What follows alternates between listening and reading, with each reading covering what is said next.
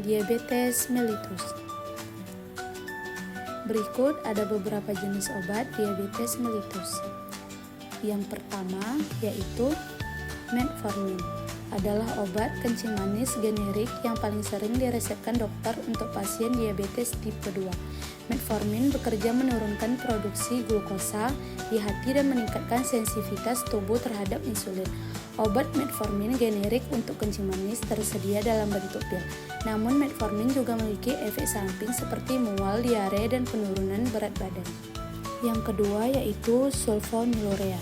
Membantu mengendalikan gula darah dengan cara merangsang pankreas menghasilkan lebih banyak insulin untuk mengatasi resistensi insulin yang terjadi.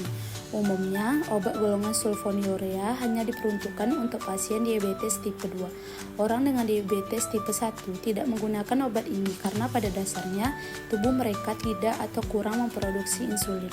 Yang ketiga yaitu empagliflozin. Adalah obat penyakit gula darah yang hanya bisa didapatkan melalui resep dokter. Obat ini diberikan apabila metformin atau obat diabetes tipe 2 lainnya belum mampu menurunkan kadar gula darah. Obat ini berbentuk tablet dan minum saat pagi hari.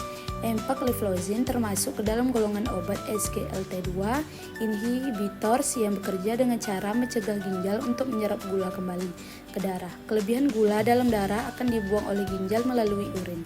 Yang keempat yaitu pioglitazone, salah satu obat gula yang dapat membantu tubuh memproduksi insulin sehingga kadar gula dalam darah terkontrol.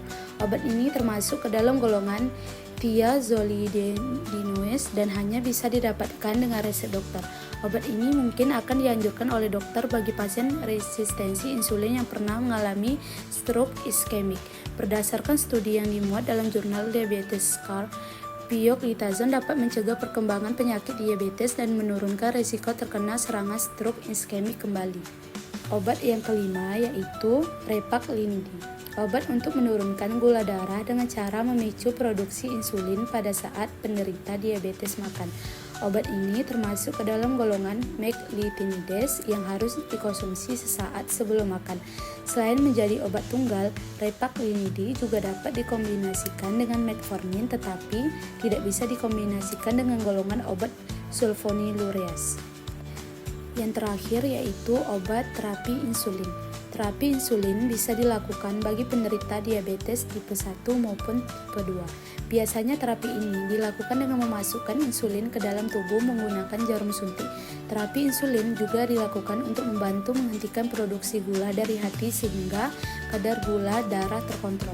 Terapi ini menggunakan dua golongan obat diabetes yaitu GLP-1 reseptor agonistis dan amulin analog. Pemilihan kedua obat ini tergantung pada jenis diabetes yang diderita. Lebih jelasnya disarankan untuk melakukan konsultasi dengan dokter. Terima kasih.